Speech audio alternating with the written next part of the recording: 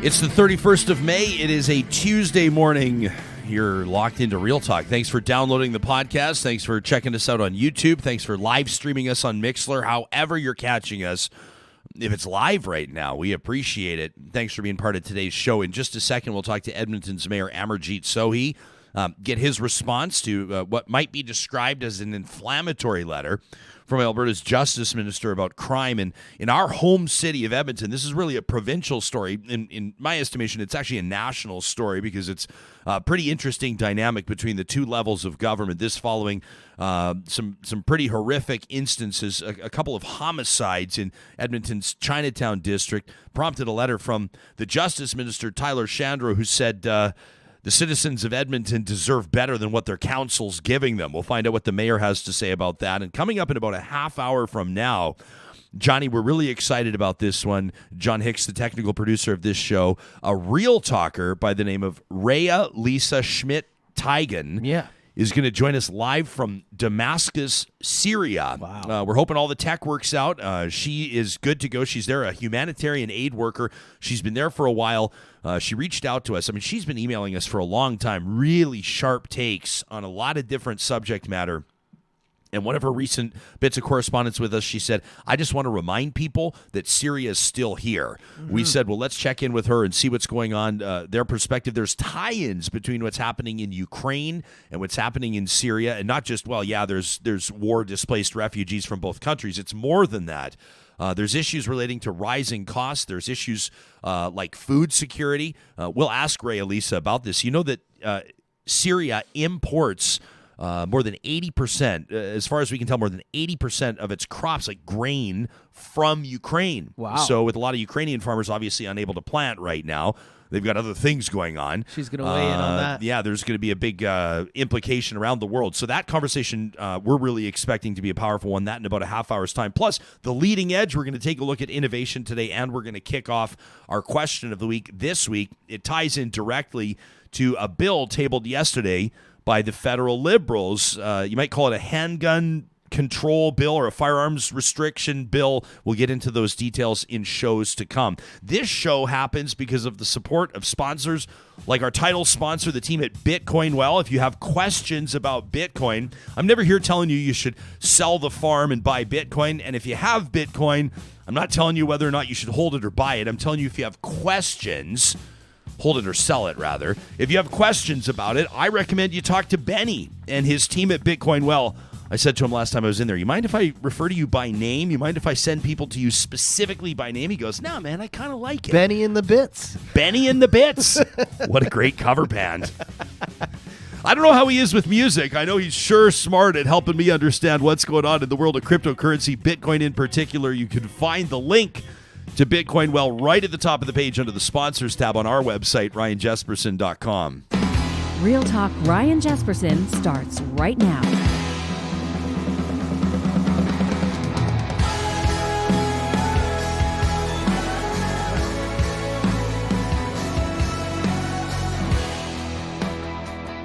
Should also mention, if you're paying attention to politics in Alberta and Western Canada, Don Braid reporting this morning, something that I'm not going to say we called it because I think it was it happened. It was maybe obvious, but it did happen. We talked about it last week. Alberta's Finance Minister Travis Toews officially becomes the first to enter his name into the mix officially to seek the leadership of the United Conservative Party. Now, you may say, well, what do you mean he's the first? What about Brian Jean, the former Wild Rose Party leader? What about Danielle Smith, the former Wild Rose Party leader? Yeah, both of them have said that they will seek the leadership. They've both indicated, essentially announced that they're going to seek the leadership, but they've not officially filed their papers. That's what Travis Toews did last night, and so he officially becomes the first into the mix, but they don't even know really the rules, the structure, the timeline. They don't know any of the details really. So maybe some of these camps are going, well, we're just going to hang tight for now.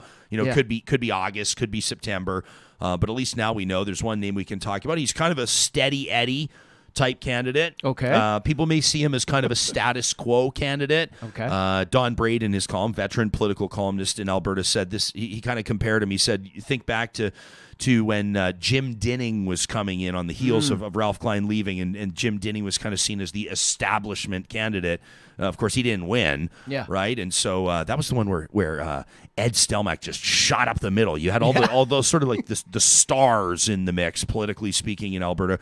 Jim Dinning, Gary Marr, which of the stars was going to be the next premier of Alberta? And Ed Stelmach, kind of the way that the structure works, people have their first choice on the ballot and then their second and third. And Stelmach, quite likable, competent, steady, was a lot of people's second choice, third choice. And so the deeper that the vote went, as more candidates were knocked out of there, Stelmach just ultimately rose to the top. So it was kind of an maybe not unforeseeable, but it's probably fair to call it somewhat of an unexpected outcome. So who knows what's going to happen with this leadership race? We won't spend too much time talking about it right now because there's not a lot to cover, but Travis Tave's in the mix. You think Danielle's going to jump in there and say I mean, she says she is, and so we'll see what happens. I watched her full interview with you from back, I think it was like a year and a half ago. It was right. It was her first interview, an hour long. I walked away from night. her talk show. Yeah, because she and I, longtime colleagues. Yeah. Right, in the terrestrial radio business, and we did a lot of simulcasts and shows together, and always had a good working relationship. Don't see eye to eye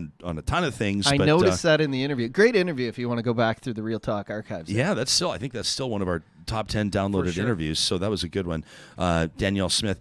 And then, of course, there's real life happening, too. I saw you, for those that are watching on YouTube, I saw you throw up that screen there, and we'll ask his worship, trigger happy, Amarjeet Sohi, about this one. He had his bet. Now, it's now long since been settled, the Oilers and the Flames. But when does it happen? Yeah, has it happened? You mean Calgary's mayor getting her face painted and wearing the jersey? Anything online I don't know what's going on with that, so we'll have to see what Edmonton's mayor's plan is. We were wondering. On this bet. Well, no, there's no way they can. He wouldn't let that happen, and we got to ask him what he's doing with regards to Denver's mayor Michael Hancock. I wonder if he's going to have a bet with Denver's mayor down in Colorado. I would expect so. The Colorado Avalanche. We say this to heap as much pressure as possible. Tonight, game one of the Western Conference Final. The Colorado Avalanche, the Edmonton Oilers for a trip to the Stanley Cup Final. Game one tonight. It's an early puck drop, 6 o'clock Mountain, 8 o'clock Eastern, which is good. It means you'll have the eyes of the nation on the game. Yeah. Battle 6 of the o'clock Max. start feels a little bit weird. Yeah, it does. But I think you say safely that the Avs are the favorites here, but I don't know how you say that really without acknowledging that something special is happening with the Oilers superstars. Yeah, they're getting Leon fired Draisaitl, up. Connor McDavid. But I definitely agree with you. I wanted the Blues. I wanted the Blues to come through because it's just the easier team, right? Like McKinnon. I remember during the bubble watching Nathan McKinnon and being like, wow, this is the first guy I've seen in real life who is as fast, I'll say, as Connor at times, Connor McDavid. Yeah. He just zooms through the ice. But Connor, of course, has that extra gear. You don't want to call extra gear. You don't want to call Nathan McKinnon the poor man's anything. But he's a really superstar. Really smart, on the ice, knows where the puck is all the time. He's although I want to, what is it? We're doing this on the fly. You'll never believe it, Real Talkers, would you? But we're doing this on the fly. We didn't plan this. I wanted to check this out. Yeah, he is kind of, relatively speaking, the poor man. And you'll roll your eyes on this, but his salary this year, just a paltry $6.85 million. That's it. Yeah, that's it. That's all the guy's making. He wanted to build this team, right? Yeah. And like I said, I think this is one of the last years that they're going to get a chance to do this together. So I hope. The Avs locked him in, right? And so this will be. I think this is the last year. No, next year will be the last year of his deal at 6.85, and then Nathan McKinnon. If McDavid's getting 12.5, and if other guys are getting 10, McKinnon's going to get 12. Yeah. So he'll make up for it. But yeah, I facetiously say he's the poor man's Connor because he's a supreme talent himself. He's incredible, and I didn't know. I'd always watch on TV, and people were like, "McKinnon is better than McDavid," and I would be like, "No, what are you talking about?" Then I saw him in the bubble. I'm like, wow, he's very comparable. He's very close. So here's the thing. If the Oilers don't win, I wouldn't mind seeing the Avs go Seeing all the way. Avs go on. I don't want to see the freaking Lightning win again. We shouldn't be talking this far ahead, though. I think we should just focus on the task at hand.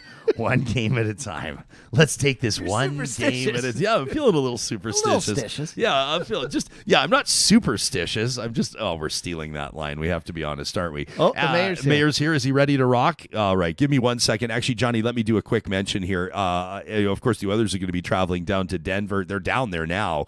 Back and forth. I'm creating a segue here. It's shameless. It's what we do sometimes. If you're going to be heading out of town, if you're flying out of Edmonton's International Airport, you got your golf clubs packed up, ready to go.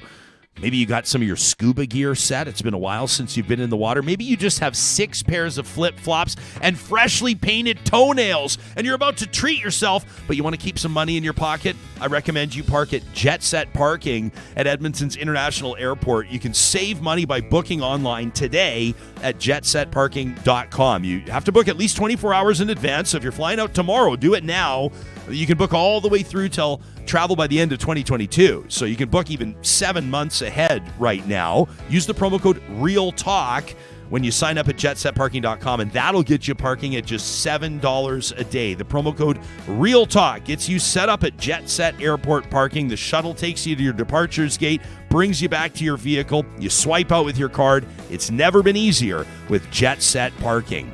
Our friends at Eden Landscaping want to remind you that, oftentimes you move into this beautiful new home. You've thought about the fixtures, the flooring, and all of the beautiful details inside, but that front yard, let's be honest, it's looking a little uninspired, right? That kind of cookie cutter that the builder gives you, the one lonely tree and just a whole bunch of grass.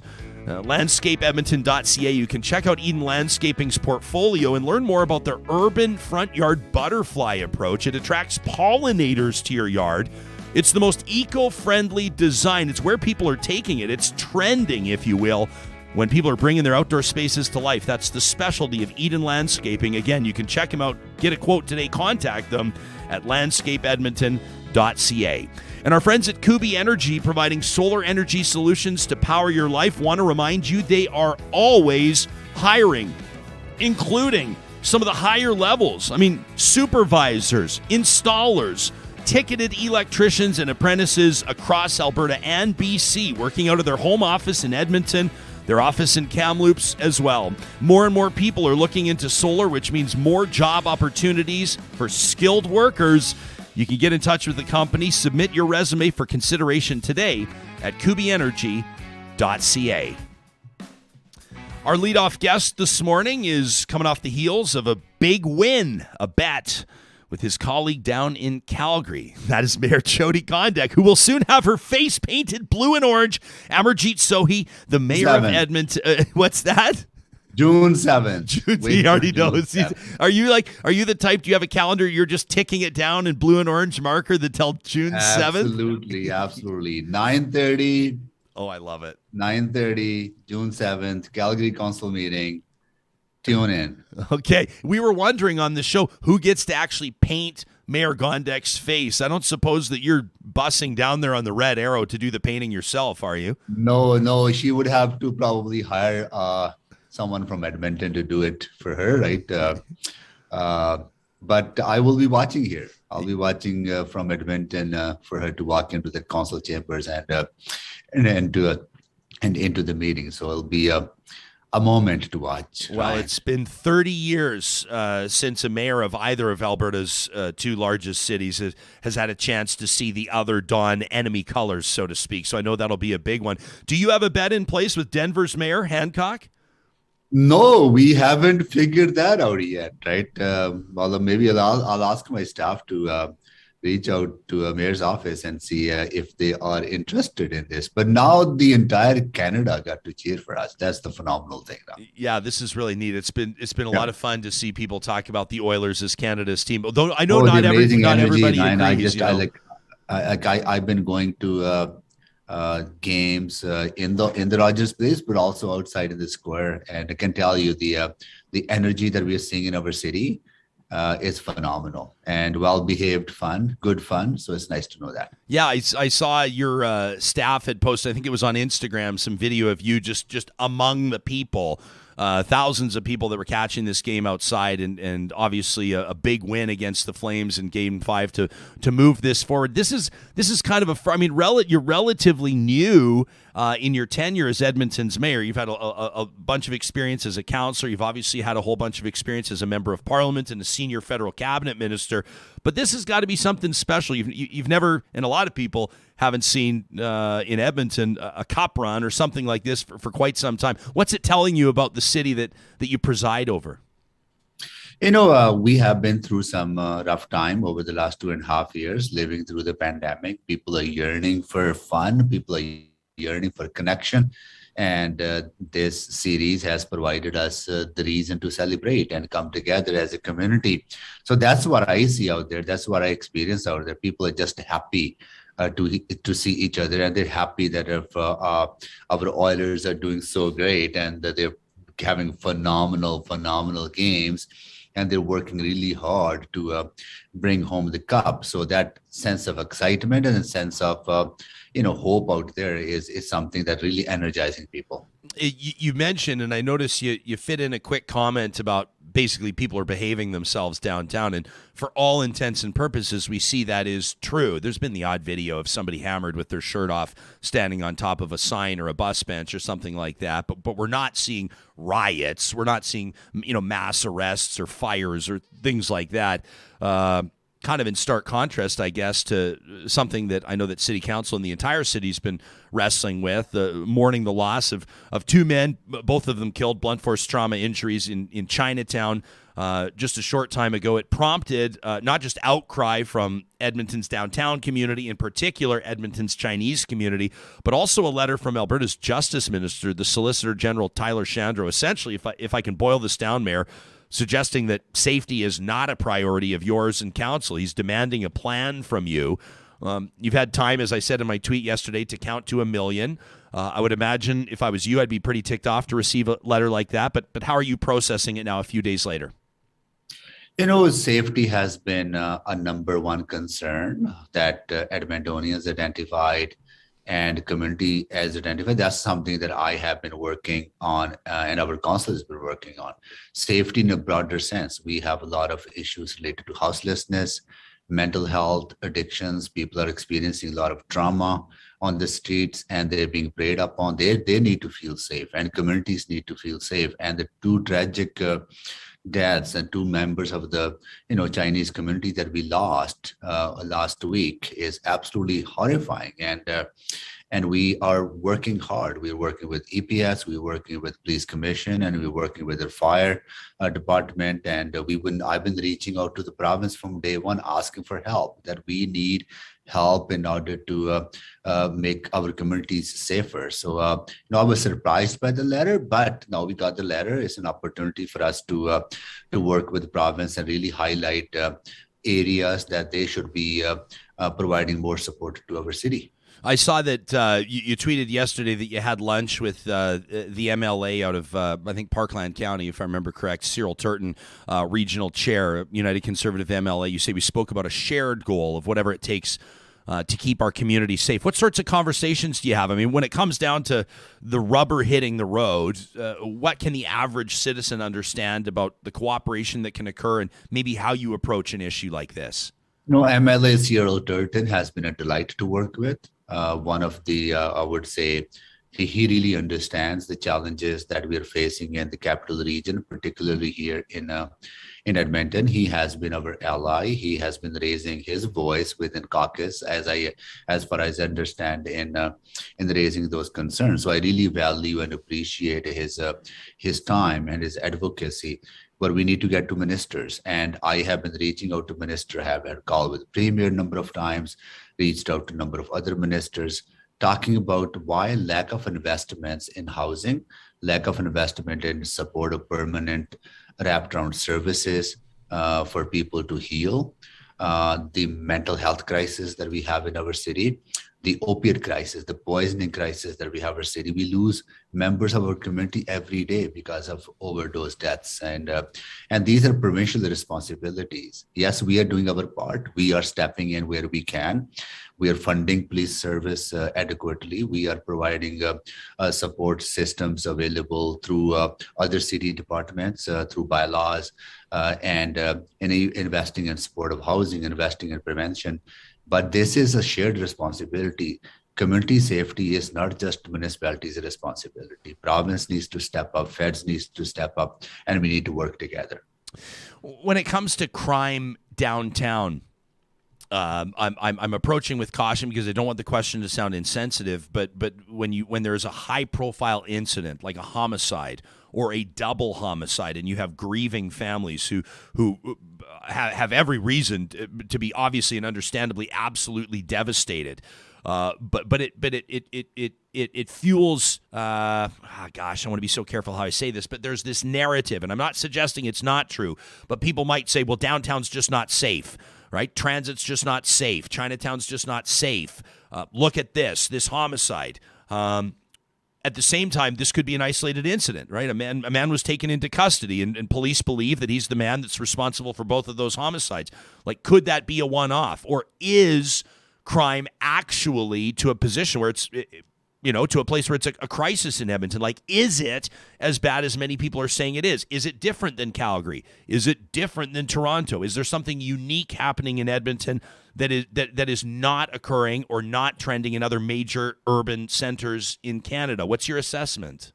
I was looking at Calgary stats over the weekend. They are facing the same problems that we are facing. And these are serious problems. We cannot undermine or underestimate the impact of the disorder and the crime that we are seeing in our downtown, in our Chinatown, on 118th Avenue, and other business districts. It's concentrated pockets, right, where we are seeing the increased violence as well as disorder and petty crime and all that, right? So things that people really worry about, things that scare people away from those areas. So these are serious concerns that we have, and we need to tackle them. But they are interconnected with the social challenges that we are facing.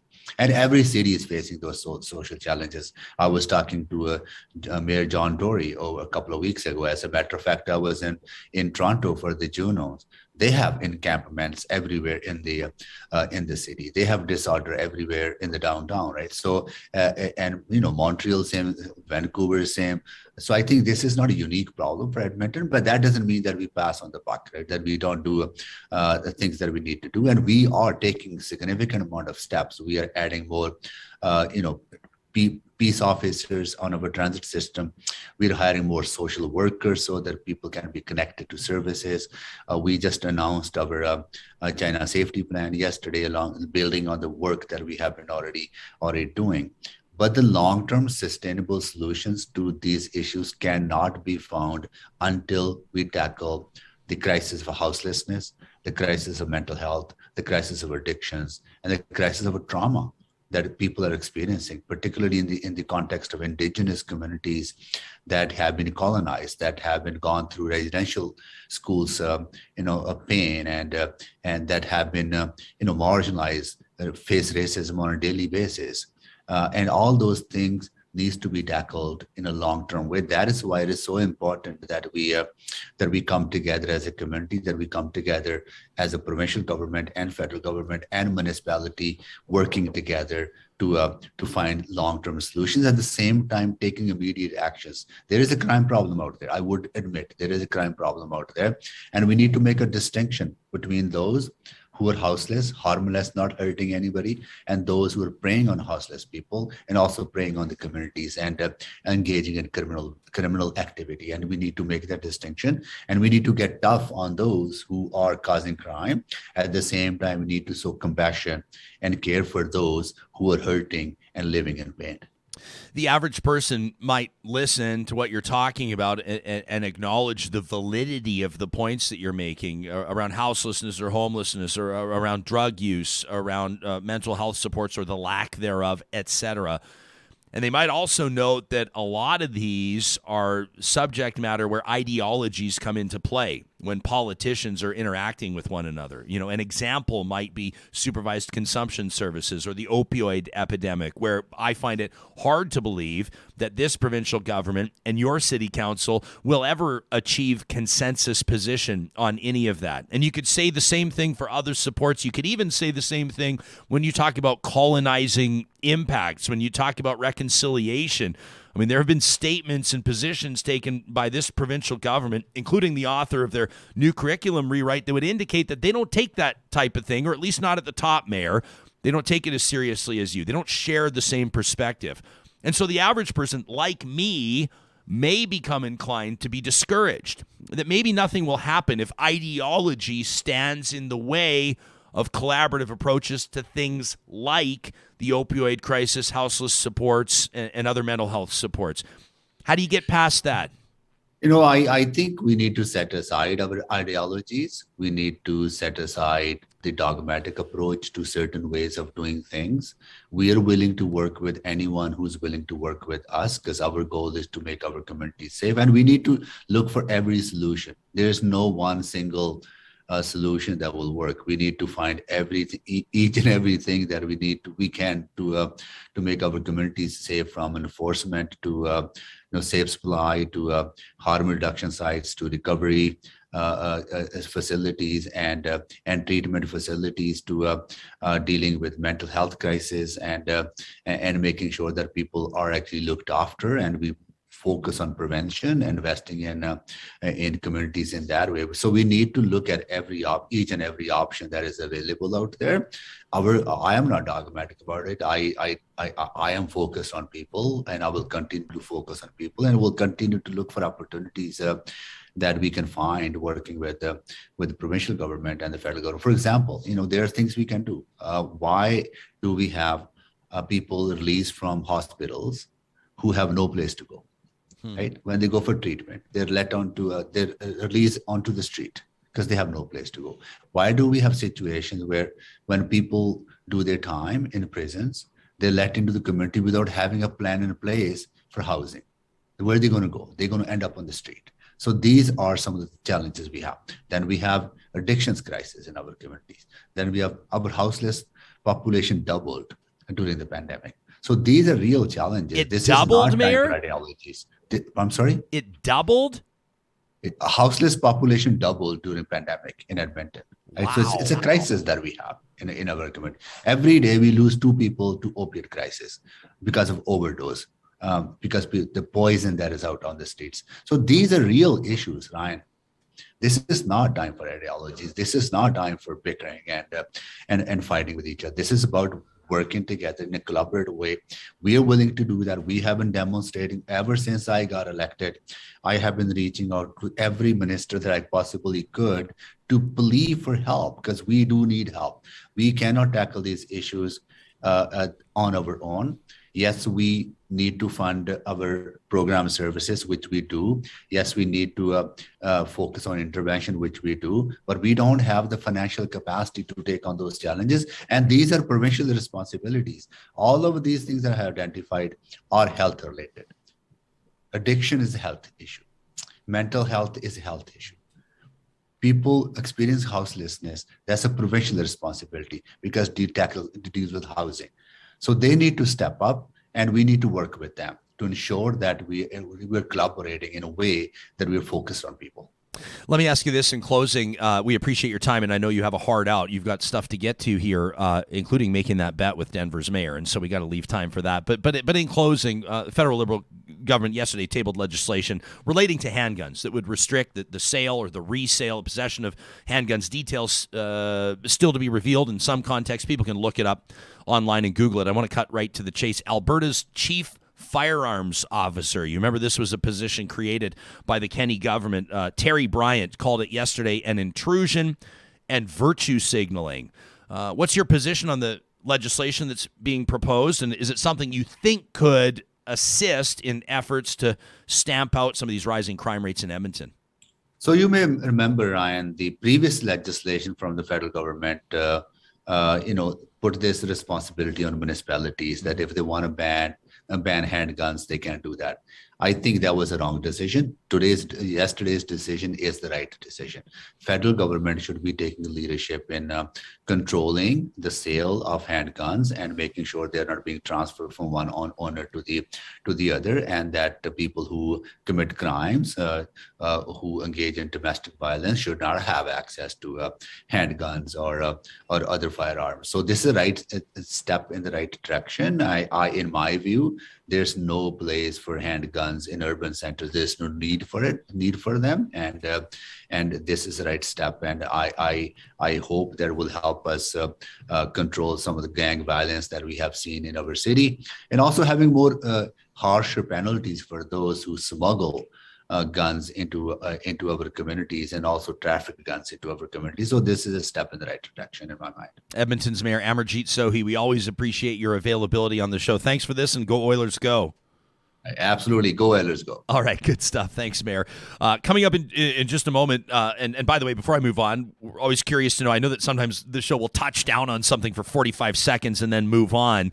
We're always curious for your take on this. And in particular, when it comes to firearms, our official research and strategy partners at Y Station have made this our question of the week this week. Officially right now, ready for your input on our website, ryanjesperson.com. You just go to the connect link and then you click on question of the week. Another string of high-profile mass shootings. Can you believe we say that out loud, Johnny? Another string of high-profile mass shootings. I never want to just have that be normal. Even just 10 years ago, we would never say a sentence like that. I don't want it just to be like, oh yeah, another string of mass shootings and then just keep moving on. But another string of high-profile mass shootings have rocked our neighbors in the United States, including one of the worst all-time shootings in the country's history, of course, in Uvalde, Texas, at that elementary school. It's brought the gun control debate front and center again, but in a seemingly more polarized environment. We talked to Charles Adler yesterday about the NRA convention in Houston this past weekend as an example. This week, we want to know how you feel about the issues and the solutions to this truly epidemic problem. You can click right there on the link to respond. It'll take you, a minute and a half, 2 minutes to go through. You can take more time if you like.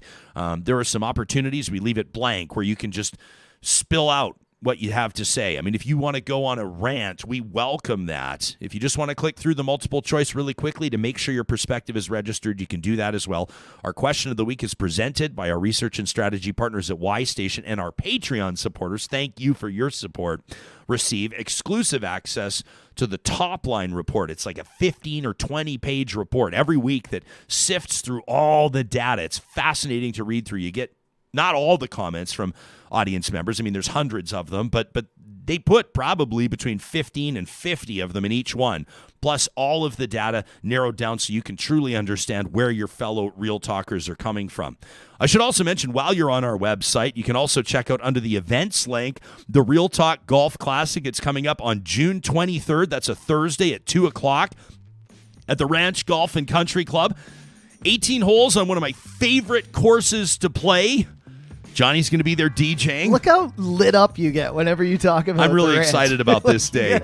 You get flush. We're going to fund the Real Talk Julie Rohr Scholarship with this golf tournament, which is why it's so incredibly important to us. We've got some amazing sponsors lined up. I told you about the Dilly Bar shooters. We got food trucks. We've got beer stations.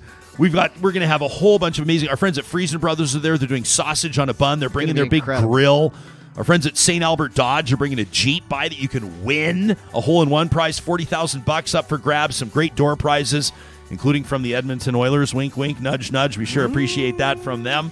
All of the proceeds, every single cent that we make on this golf tournament, every single dollar is going toward that scholarship. Register today before it's too late. Thursday, June 23rd at the Ranch Golf and Country Club. It's a 2:15 shotgun start. We can't wait to see you there, Real Talkers. You and I are gonna be on one of the tee boxes. I'm not golfing. I'm gonna bring my. I already know what tee box we're on. It's my favorite tee shot on the whole course. I feel like it's a very self-serving placement. I know, and I feel like I'm placed in the spot where everyone's gonna come up, buy me drinks, and I'm gonna be 40 Dilly Bar shots deep. We'll keep you with far, a far away ache by like the second hour of this event. We'll keep you far, far away from the Dilly Bar shooter truck. But it's going to be great. Yeah, we'll have you pounding the tunes. I can hit people's tee shot if they want. Pounding the tunes and pounding the dilly bar shots. I like it. I like it. At the Real Talk Golf Classic coming up June 23rd, not to be missed. Speaking of St. Albert Dodge, you know that they've got the best selection in partnership with their sister dealership at Sherwood Dodge. Just a quick drive between the two of them. They can share their inventories. And so let's say you're browsing at one of their lots and you go, I love this Ram 1500, but do you have it in crew cab? Or maybe do you have it with that, the leather, or do you have it with the whatever you want, the seat vents, the seat heaters, whatever luxury angle you're looking for, or maybe you're looking for something more economical. Whatever it is, they'll find you exactly what you're looking for. You can start your search today online, browse their new and used inventory, or go see their team in person. And don't forget their parts and service department. I love dealing with these guys. They've got their customers as number one. It's why they keep earning the return business that they do at Sherwood and St. Albert Dodge. Our friends at Infinity Healthcare are hiring right now. They're always looking for healthcare aides, licensed practical nurses. This is a great opportunity if you've got experience in the healthcare sector, but you're looking to change up the pace a little bit. Maybe you're looking for a change of environment. Maybe COVID's taken its toll on you and you're feeling exhausted. You'd like to get back to one-on-one meaningful care. A home care environment could be a perfect fit. You can learn more about what it means to be a customer care navigator with Infinity Healthcare by checking out their website today, infinity-8.ca. An amazing opportunity to provide meaningful, reliable, dependable, and customized healthcare to the customers of Infinity Healthcare. You can find them under the sponsors tab on our website. And our friends at Park Power are your friendly local utilities provider.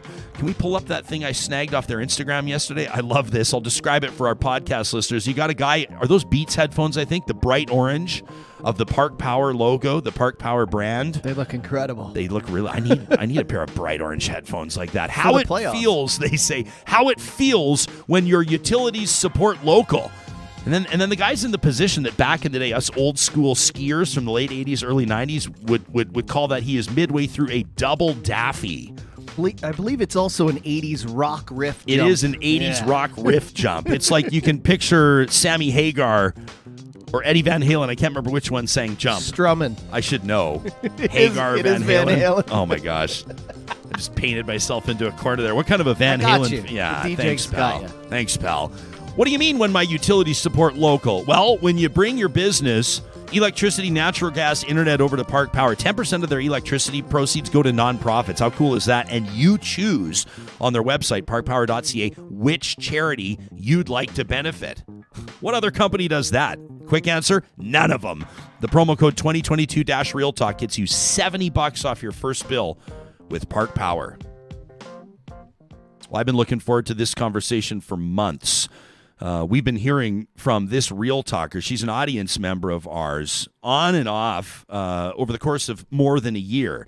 She's shared her opinions with us on crime and punishment, on justice in Canada, on immigration policy, on rising costs of living, on crop security, on refugee crises that we're seeing in countries like Ukraine, Afghanistan, and where she's checking in from right now in Syria. Raija-Liisa Schmidt-Teigen, Schmidt-Teigen, is joining us this morning from Damascus, Syria. She was born in Pakistan, raised in Calgary, Alberta. Since she was 6 years old, she's been working internationally in the humanitarian field for more than 15 years. Her service has taken her to Afghanistan, Pakistan, Haiti, the Philippines, Iraq, Bangladesh, and most recently, where she is right now, in Syria. She's been in the Middle East since 2015, working in Iraq and Syria, and she's kind enough to make herself available for us live. It's a real honor to connect with you, Raija-Liisa. Thank you so much for making time for us today. Thank you very much. It's a real pleasure for me. Sorry, there's a bit of a delay. We don't have great internet service. So, well, can I tell you? I've learned through the course of my media career that I should not say what I'm about to say. But so far, so good. We can actually hear you crystal clear, although our technical producer, John Hicks, just buried his head in his hands right now. I'll knock on our wood table, and we'll move forward. I read through very briefly. I mean, I know that this is an interview, and I've been looking forward to connecting with you for a long time to pick your brain. I don't know a lot about your background, but I suspect that we could speak for hours. I mean, I could ask you about your time in Afghanistan. I could ask you about being born in Pakistan. I could ask you about your time in Iraq, of course. But you're clearly a person that is drawn to the service or to the aid of others. When was that seed, or how was that seed planted in your own life? Well, I think it was probably planted with my birth parents. Being born in Pakistan, they were working in Pakistan when I was born, and my younger brother and younger sister as well. So I think there's part of it that is in my DNA. And then I've always been attracted to other cultures and other areas of the world. And this was one of the most practical ways to, I think, really provide assistance to people that are really vulnerable and in need, and also to experience other cultures and broaden my own perspective and understanding of the world. So, yeah, I think at an early age, it was planted in me. When did Syria wind up on your radar? Like, what prompted you to take your humanitarian service to that country? Was it right in the midst of the crisis? You've been there for a few years now? Yeah, so I've been here since 2019, but I think from the beginning, when the crisis first started here in 2011, I was at that point already interested.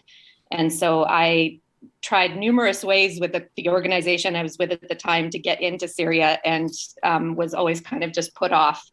So now in October 2019, the opportunity came up. I interviewed and got the position, and I'm just thrilled to be here. It was a long time waiting. So I know that, and I want to our audience, my audience, I just want to hit this one head on. They're going to say, well, why isn't he talking about who she's there with, or why isn't he identifying who she's working with?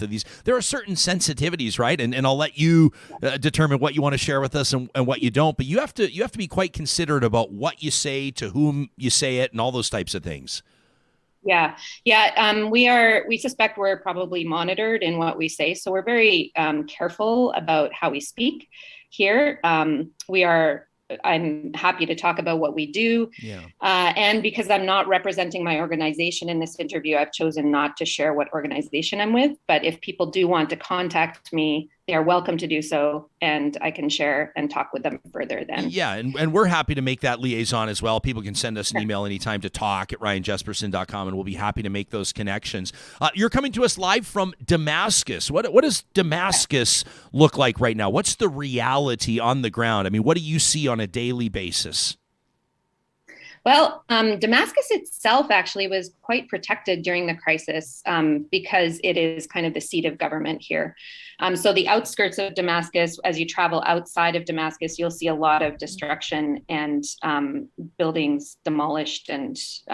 But within the area that I'm in and the areas that I kind of travel in within Damascus city are actually quite normal. Just outside of my apartment is a park where families come, and especially in the summer, it is jam-packed full of families and kids in the playground. And so it almost at times feels like there isn't a crisis happening all around me.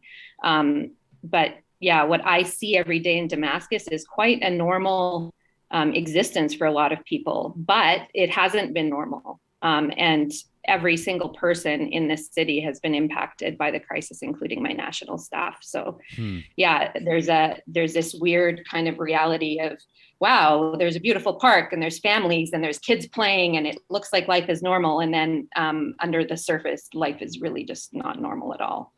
I mean, the images are powerful, and we have some video that we can. I want to be clear, this is not submitted by you, but this is coverage of the Syrian refugee crisis, which I know for many people was quite striking, in particular because Syria was one of the countries that accepted or welcomed the most refugees of any country on planet Earth for many, many years, until hundreds of thousands, if not millions, of Syrians were forced to flee to find safety or at least some temporary security for their family. I mean, a dramatic turnaround for a country that for many years had played the opposite role.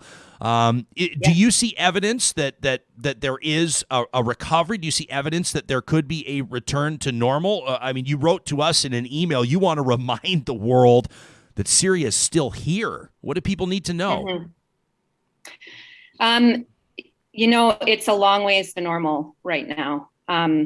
Sanctions are crippling the economy here, along with other mitigating factors like poor governance potentially and things like that. But sanctions has really had a crippling effect, and there's still ongoing fighting happening in different pockets of the country.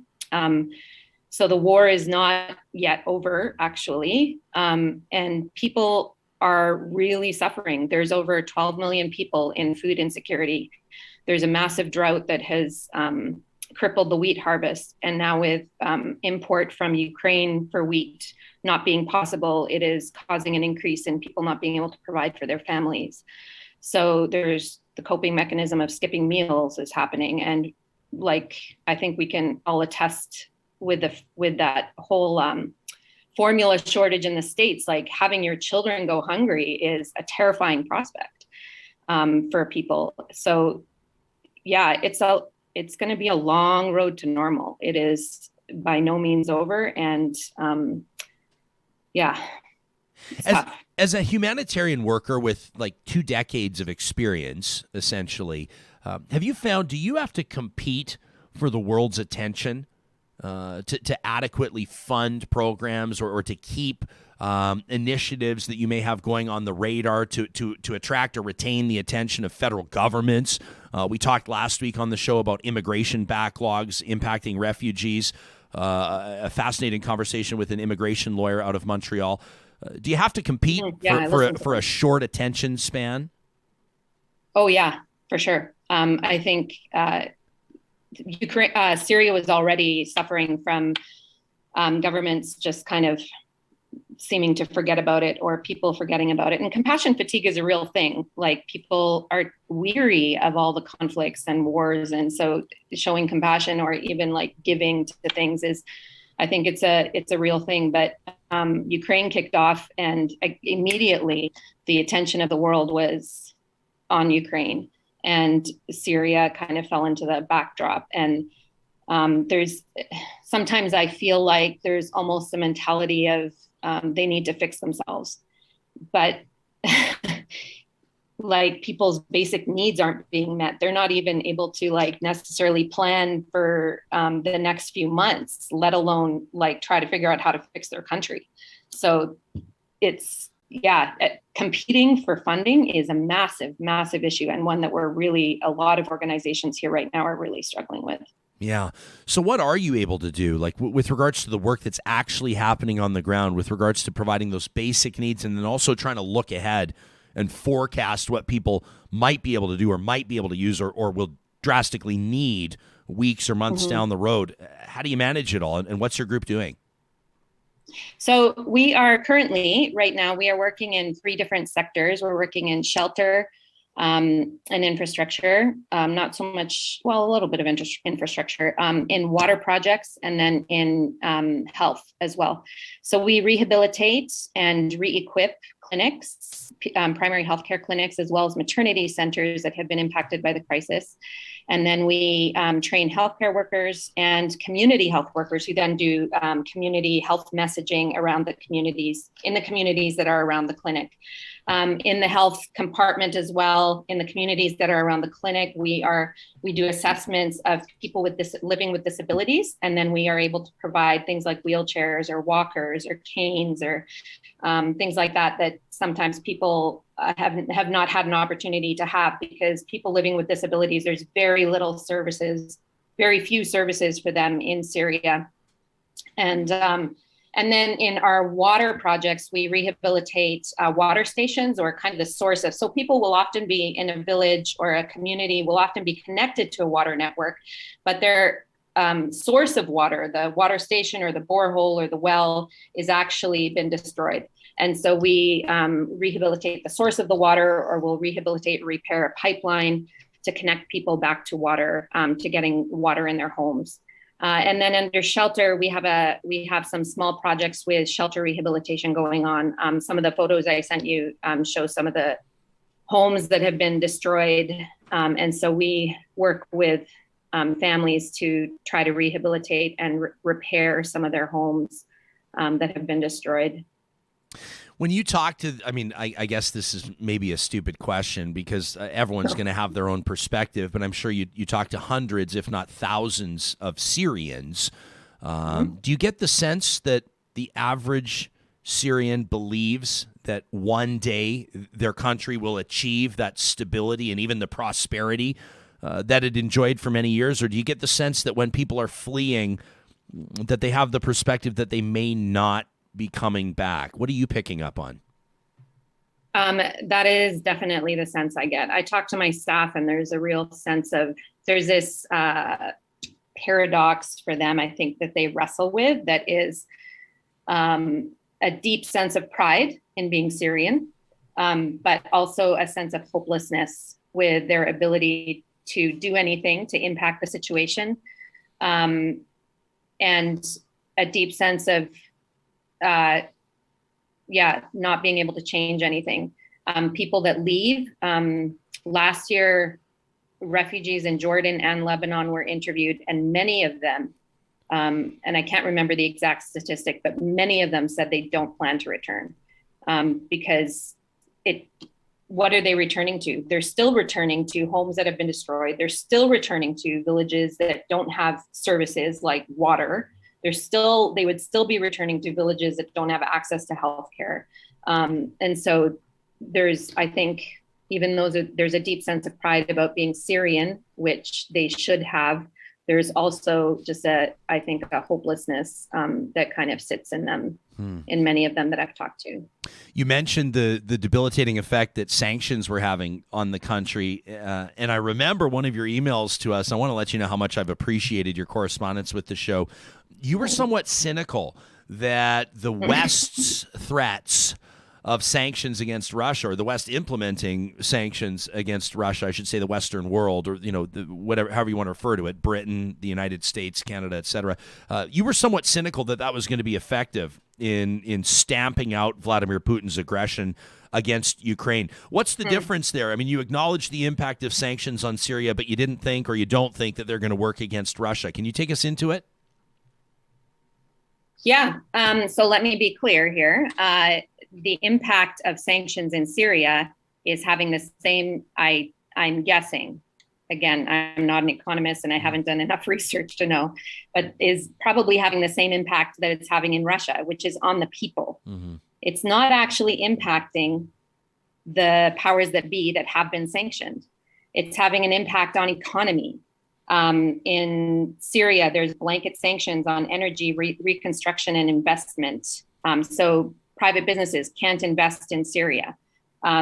We, as humanitarian workers, are told we are not allowed to reconstruct anything. We can rehabilitate, but there is fine lines between rehabilitation and reconstruction. And reconstruction is seen by donors as propping up the government and helping infrastructure. So we can't do anything about the electricity crisis. We can't do anything about the fuel. So there's these sanctions that are impacting the everyday citizen and not impacting the people that are actually being sanctioned. And so my guess is what's happening in Russia as well. Again, let me be clear, I'm not an economist. I'm not in any way a professional or an analyst in these things. Sure. But that they're not impacting Putin at all. And they're impacting his people. And they're impacting the economy. And that is where the rubber meets the road, is when people can't feed their families. But the powers that be that are actually sanctioned, the individuals that are sanctioned, they can feed their families. And the reality is that sanctions is benefiting the sanctioned individuals. So who has the resources to actually put in place the systems that we deal with under sanctions, like the black market, so black market fuel? Who has the resources to be able to actually put those systems in place? It's the sanctioned individuals who have those resources. So they are then being benefited by the sanctions. So it's, and furthermore, like, I think sanctions is feeding the narrative, and I think we're going to have the same problem. This is my guess now, again, we may have the same problem with Russia, is Sanctions is feeding a narrative about what is actually happening in Syria. So we've spoken, a community of us organizations have spoken numerous times with big level donors, governments, and again, they ask us, how are you able to deliver principled humanitarian aid in the government-held areas of Syria? Because surely they must be dictating where you go. Surely you can't be independent from them. Surely you can't function as an independent humanitarian worker. Because of this narrative that is happening from the outside. But again and again, we try to change this narrative, but it's not changing. And so this narrative of sanctions is really driving the narrative of Syria for donors and for people outside of Syria. You had indicated to us in an email that I don't want to put words in your mouth. Please correct me if I interpreted incorrectly, but that you believe that the world is perceiving Syrian refugees differently than refugees from Ukraine. Is that the case? And if so, why do you think that's the case? I do think it's the case, just judging from some of the things that I've seen in the media. So comments like Ukrainian refugees are civilized. and even just from Canada's own response. So within weeks of the Ukrainian crisis launching, families in Canada were accepting Ukrainian families as refugees, which let me be clear, I do not begrudge that at all. I think that it is amazing how the world has stepped up. However, what took weeks for Ukrainian refugees took months and even years for Syrian refugees. So why the discrepancy? And the comments in the media, the comments that I've heard from people about, and the comments that my staff have heard, just watching media, they've come to me and said, Raya, we're not different. Like, we're civilized, we're educated, we're not different from these people. And it's heartbreaking, really, because it is really racism at its core. And it's disturbing to me that that so many people in the world view Ukrainian refugees as more civilized or more educated or more whatever than Syrian refugees. And that's a real heartbreaking thing for me to watch and for me to listen to my staff. And it's a heartache for them to watch this happening. To be clear, when you're referencing your staff, you're talking about Syrian nationals, right? Syrian citizens. Yeah. Yeah. I would imagine that there are some pretty powerful conversations with these people that are choosing to remain behind or choosing to pour their efforts into assisting their fellow Syrians, right? I would imagine these conversations. Could you make us privy to some of the themes of those conversations? You know, sometimes it's easy for me to forget, and I might cry. I'm a crier, so me too. Syria will break your heart. Sometimes it's easy for me to forget that my staff have been just as impacted by this crisis. They're so high capacity. They're highly educated. They have a passion for their jobs. They have a passion to help Syrians. And then some of the conversations I've had with them just about their stories. So one of my area managers up in Aleppo, he had to stop his wedding day because of bombing. One of my other staff, she got narrowly missed by a sniper as she was driving. The bullet went through the headrest of the car that she was in. Jeez. Another staff said that they would go to work and they literally left the house not knowing if they would return back that day. This is a reality of what people have faced here. And in some pockets of this country, people are still facing that. And the government has control over most of the country now, but they're still fighting in some pockets, and there's still people facing that. I can't imagine. You talk about compassion fatigue, and oftentimes people will refer to donor fatigue as well. And it's difficult for people to stay on top of everything. And sometimes people go, just the world is so heavy right now. They just need a break from it. We try to be conscious of it, even in putting together the editorial lineup of the show. But this is something that surrounds you every day. I mean, just to remind our audience of where you've committed yourself, where your efforts have been. like you've been working over the past 15 years, Afghanistan, Pakistan, Haiti, the Philippines, Iraq, Bangladesh, Syria. None of these are vacation spots. I mean, how do you wake up invigorated or I mean, I won't say motivated. I'm sure motivation is all around you, but how do you keep from burning out? Well, we are given regular R&Rs, which is a gift. But yeah, you know, I'll be honest, Ryan, like I'll give some real talk here. It has been a wrestle in the last probably 2 years. Yeah, I've struggled with anxiety, just worried about being able to do the job properly, being able to do right by my staff. And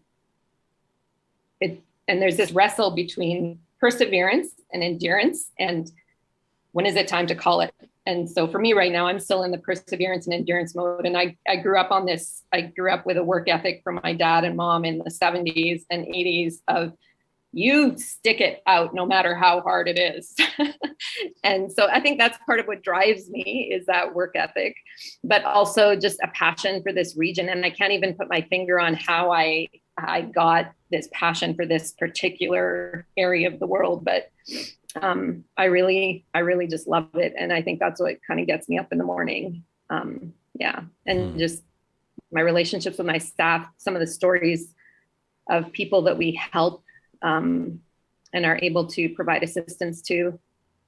Yeah, that motivates me.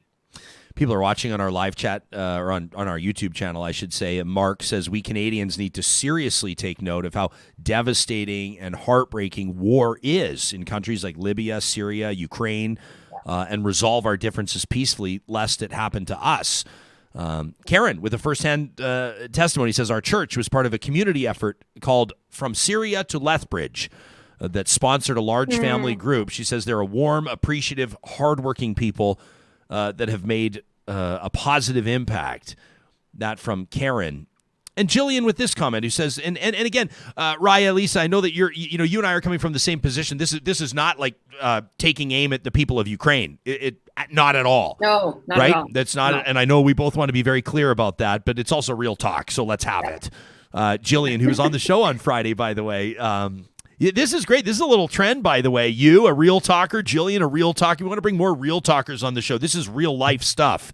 We don't always want the executive directors and the CEOs and they have their place.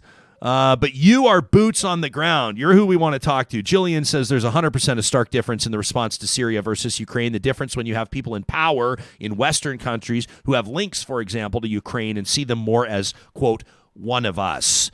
Which is an interesting observation. Did you? Can I ask you to move from your experience in one country to another? You spent time in Afghanistan, and I know that this has been really difficult for people to reconcile. We know that there are at least 2,500 Afghan citizens who specifically helped Canadian soldiers, helped the Canadian military, assisted Canadian diplomats, risked their lives every day to help Canadians in Afghanistan, and our country, quite frankly, in layman's terms, is letting them down when it comes to the pace of welcoming them to Canada. And then there are hundreds of thousands, if not millions, of other refugees or people that have fled Afghanistan or would be looking to leave. I mean, the evidence, those images, everybody can remember when Canadian and American and other troops were leaving Afghanistan. Yeah. Perhaps most significantly, the American troops under the order of President Joe Biden. There were Afghani citizens trying to get up into the fuselage, trying to get up into the, essentially, where the wheels are coming up on the planes. They're trying to get in there. It was people running onto the runways, people trying to hand their babies to soldiers to try to get them. How do you, I see those types of things in my dreams. I don't know how you wrap your mind around it. You were there in Afghanistan. Now the country under Taliban rule and people quite rightfully are saying, what was the point of the last 20 years? What was the point of any of this? How are you processing what you're seeing in Afghanistan? Oh, man. Pisses me off, Ryan. Yeah. I was there in 2003, just after the invasion. American invasion and all the international troops were on the ground, including Canadian troops. There was just a ton of hope and about what was happening, there was a sense of hope amongst all my Afghan friends about how things were changing. We watched elections happen, which had never happened before. There's just so much hope, I think, about what was happening. And then to watch this happen, just the thing, and here I'll, I'll give my opinion about foreign policy. I don't know if you've ever watched Charlie Wilson's War. Yeah. Have you ever watched that? Yeah, with Tom Hanks. There's a screen there's a screen right at the tail end where it just says a black screen with a quote. And I can't remember the exact quote, but basically a story is like U.S. comes to the aid of Afghans who are fighting against the Russians in order to get the Russians out of Afghanistan. That's basic. And that's so the whole backstory of what happens in the Senate and the vote to go forward with involvement in Afghanistan, et cetera. And Charlie Wilson had a vision for education, for like a long-term vision for how things could change. And he says at the very end, we really fucked up the end game. And I have often thought about that in relation to Afghanistan with the Taliban, because the worldview in this region of the world, in Afghanistan, is so different than our Western worldview. And we just can't assume that democracy is going to be the best way forward, or that it's going to happen in 20 years. It's going to take generations to change that worldview. And is it even right that we're trying to change it? How do we work within the system and the culture of things that they value and honor to help change that nation? And so for me, what we did in Afghanistan, while I think it started out with well-intentioned, no one was intending to be there for that long, but you can't go in and think that you're going to change a nation in even a decade. Like, it just isn't going to happen. It takes generations. And so unless you have a long-term vision, don't go. But we have to figure out how do we help these nations get to a place of health without thinking that our worldview and our system is the best solution for them, because it isn't always the best solution. I appreciate you taking that question. Before we thank you for your time, and this next question has nothing to do with what we've been talking about. This is a story that has impacted Canadians. You wrote us a very powerful email back when we were talking about Jaskirat Singh Sidhu and the driver, the truck driver. Mr. Sidhu was behind the wheel of the semi-truck that collided with the Humboldt Broncos bus. And he faces deportation, not yet a citizen, obviously, of Canada, under the Immigration and Refugee Protection Act. And we've received many emails from real talkers who have, insisted that he needs to be able to stay. We've received emails from people that have insisted that he needs to be deported, that is integral or crucial for the bereaved family's healing. We talked about it on the show, and you reached out to us and shared a very personal detail about your life and your perspective on this. And I want to make sure that this conversation doesn't stop, because I think it's important that we think about. And not just in the case of Jaskirat Singh Sidhu, but I think bigger picture with regards to what forgiveness looks like, or what justice looks like, or what accountability looks like. Would you take us into your personal perspective on this? Yeah, sure. So I think I shared with you, my parents died at a very early age. So me and my younger brother and younger sister, I was 6 and my younger sister was 4, and my younger brother was 1.5 years. My parents died in a car crash. We were home on a break from Pakistan, and they went out. We weren't in the car. And they went out for an evening with another couple, and they were killed in a car crash, killed instantly in a head-on collision. We have been since then, which is long time ago, 1977, we were adopted into another family, and which was an amazing experience for us. And I am incredibly close with all my siblings, including my adoptive siblings. But when I was listening to that podcast about I was overseas when that whole situation happened, but I was talking with a friend about how it impacted basically all of Canada. And I was just thinking about, I don't know that deportation to somewhere that could be dangerous for him, or could mean that he is in danger when he goes back. I think that should be taken into consideration, but also healing doesn't come from revenge or from, quote, justice being done. I think healing comes from forgiveness. And my own story, I've thought a lot about whether or not, what I would say if I ever met that driver who was in the other vehicle. I don't know what it was. Details were never released to me, which is probably appropriate. But my own journey of forgiveness in allowing, I think, and I come from a walk of faith, so allowing God to, but also making that choice to forgive and making a choice to say, you know what, I don't want this to hold me. And I think forgiveness is not about the other person. It's always about us. And it doesn't matter if you're from a walk of faith or not. There's been science studies done into what forgiveness does for people when they are able to choose forgiveness. And so healing, I don't think is going to come from deporting someone to what could be a dangerous situation for him. He has shown every desire to be compliant. He has accepted his sentence. Him and his family have done everything they can to stay in Canada. And because of one mistake, we are going to cast judgment. And I really struggle with that mentality. So yeah, that's not the answer, I don't think. And I think we have to choose forgiveness. And you're right, it's a conversation that has to happen in a far broader sense, especially in our very divided world right now. This is a conversation, I think, that impacts so many areas of our lives. But specifically for him, I don't think it's going to bring healing to the families for him to be deported.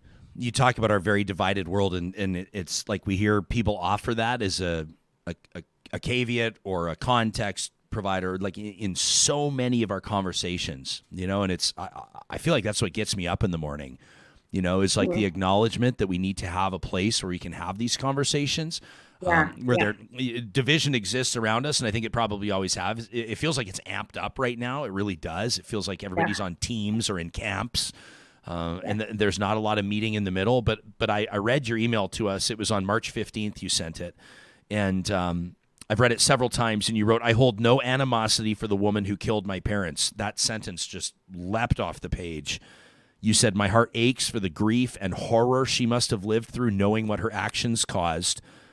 You wrote, "One of your listeners said we need to forgive," and I would echo that. That is what will bring peace to your heart, but deportation is not the answer here. And I just thought, man, I would imagine it. You were 6, right? 6 is like, do you remember? My little guy's 6, and I want to believe that if something were to happen to me, that he would remember me forever. Do you remember your parents? Oh yeah. I remember very specific things about my parents. Oh. Yeah. Well, hey, listen. He'll remember you. Yeah. It's just been such an honor to talk to you. I just feel, and I'll say this in closing, when you talk to certain people and you just pick up on a real depth of character and real conviction, and I expected as much based on your correspondence with the show. I feel honored that you're downloading our podcast from Damascus. It means so much to us. And if I may, we'll consider you one of our international correspondents. I'd love for you to keep in touch with the show, and why don't we stay in semi-regular contact? I can tell our audience is really developing a connection with you as well. Thank you so much for making time. What time is it? You're about 9 hours ahead. Is that right? You're like right around supper time right now? 6:45. Okay, good stuff. Well, Raija-Liisa Schmidt-Teigen, thank you so much checking in live from Syria today. Proud to call you a real talker. Oh, thank you so much, Ryan. It's been a real pleasure for me. You bet. If you'd like to send a message directly to Raija-Liisa to learn more about what she or her group are doing, if you'd like to pick her brain with a few more specific details that, for obvious reasons, she's not comfortable or not at liberty to share in a public forum like this, you can always send us an email to talk@ryanjesperson.com, and a member of our team will be more than happy to put you in touch with her. What an impressive human being.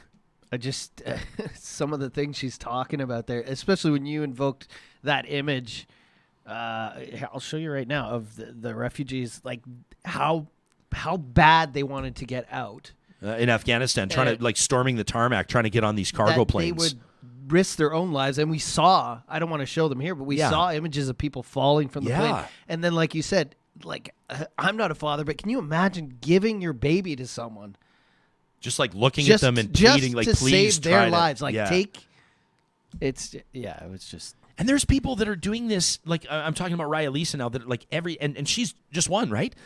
Like there are people all around the world that have given their lives to service of others in humanitarian aid. Like every single day, there's not an easy day. I wouldn't imagine. It really puts things in perspective. Like what you're worried about back here, right? Yeah. You know. I'm so glad the internet connection held up after I jinxed us. When she came on, I was like, "Oh, the video's really bad, but the audio is." As soon as I was like, perfect, "We're golden," and Johnny just goes, "No, don't say that. Don't say that." You know, every week, our friends at Leading Edge Physiotherapy give us a chance to focus on an innovative idea or an approach to something, a problem solver, a person that's really changing the game in their field of expertise. We call it the Leading Edge. And in the spotlight today, check this out. This is really neat. I mean, obviously, the team at Leading Edge Physiotherapy is in the business of getting you back to your healthiest self, right? They tell you life shouldn't hurt. Well, check this out. Aquatic therapy is a new area of specialty, including and featuring the Swimex pool.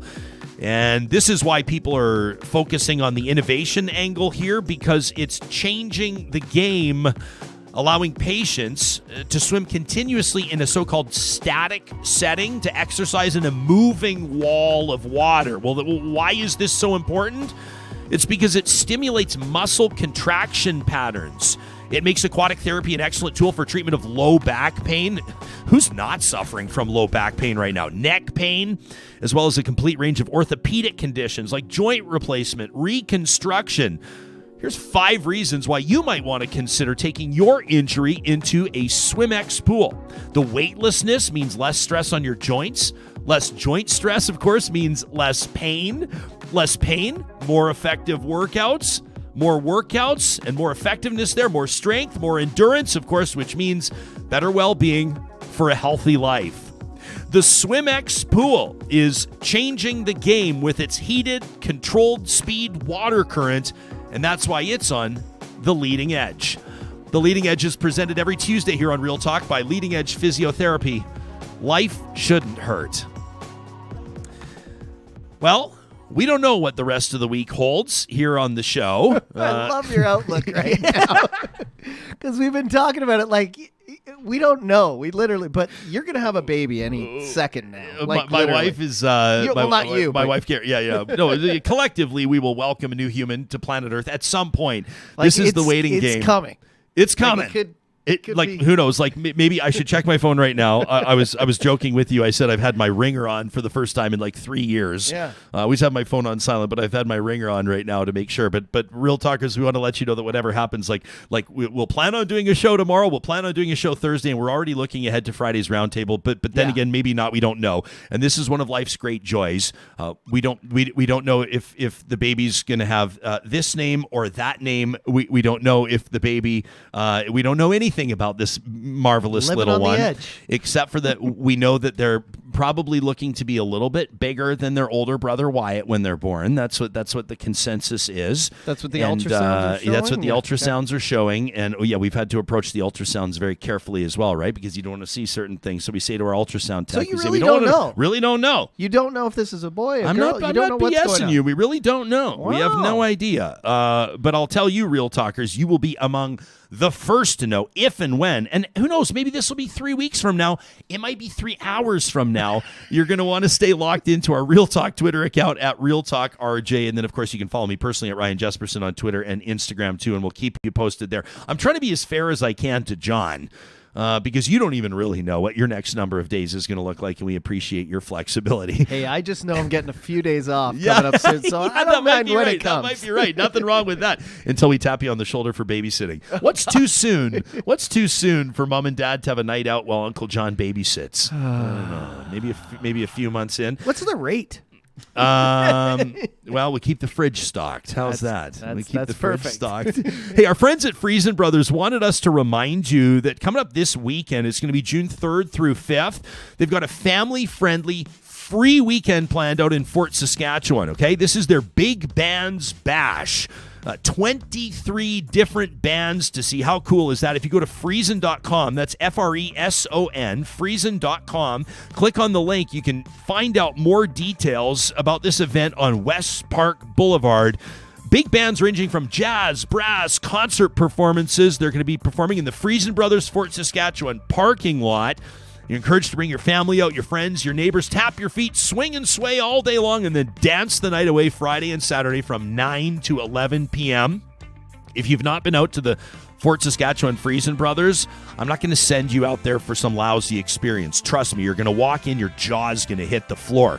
Tell them Jespo sent you and enjoy your time at Friesen Brothers. Don't forget, the first of the month, that's tomorrow, is 15% off all grocery purchases over $75 at 16 Friesen Brothers across the province. Our friends at Local Environmental are keeping it local in Alberta and Saskatchewan, and that includes fencing and portable toilets, water hauling, vacuum trucks, recycling, residential, all the stuff you need if you're throwing big events, big summer events like a children's festival, a music festival. If you're in charge of handling the details, may we recommend localenvironmental.ca. You can request your quote today for free. And Athabasca University is, Canada's online university. There's no other post-secondary institution in Canada that has built its reputation on research, on credibility, a fully accredited world-class lineup of online programs and courses. But here's the thing. They come with the flexibility to learn at your own pace on a schedule that suits your lifestyle. If you want to better yourself, if you want to prepare yourself for a new career opportunity, but you know that there's going to be bumps in your schedule or maybe interruptions in your availability, Athabasca U could be the perfect fit for your future. You can check them out today at athabascau.ca. And again, one last reminder as we sign off for the day. As we say goodbye on this Tuesday, we really want to see a sold-out lineup at the Real Talk Golf Classic. That's coming up June 23rd at the Ranch Golf and Country Club, 2:15 p.m. tee off. We've got a couple spots left for sponsors, and of course, we'd love to see the tee sheet full. You can get your foursome registered today and know that you're going to be doing something fantastic, funding that Real Talk Julie Rohr Scholarship. It's going to make available $5,000 a year for a post-secondary student who's lost a parent to cancer. It means a lot to us. We know it means a lot to you, Real Talkers. And so we hope to see 144 golfers out there on Thursday, June 23rd. Thanks for making time for the show today, friends. Make it a great Tuesday. Puck drop. 6 p.m. Mountain tonight, 8 p.m. Eastern. Get in your predictions. You can tweet them at us, and we'll find out who was right. Who has bragging rights when it comes to Game 1 of the Western Conference Finals? I'm going to be at Greta tonight. If you're in the Edmonton area, you want to come hang out, say hi, have a cold one on me. The offer stands, Real Talkers. Have a great Tuesday, and we'll talk to you soon.